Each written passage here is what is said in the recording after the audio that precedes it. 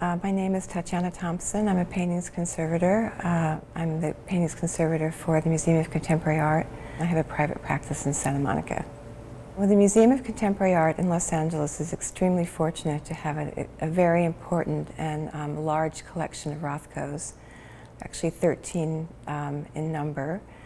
And because the collection is so important, we really want to do as much as we can to preserve these paintings for future generations.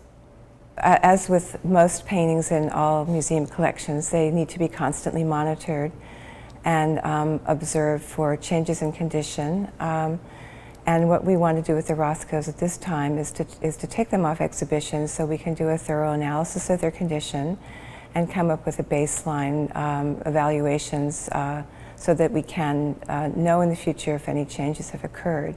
Once the paintings have been removed from the exhibition spaces, they will be taken down into the storage area at the museum, and we will begin to examine them, both the front and the back, for their condition.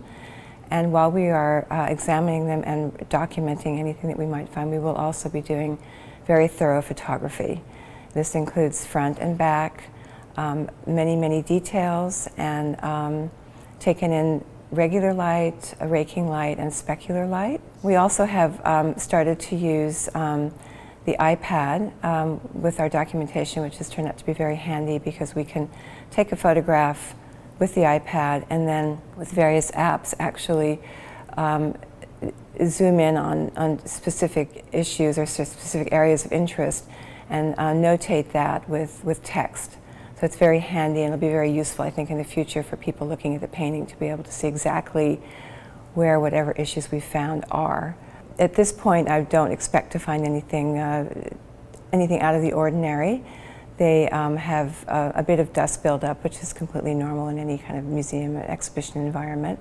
So we will be dusting them and checking the backs of the paintings, making sure that the support tension is proper and that the backing boards are archival.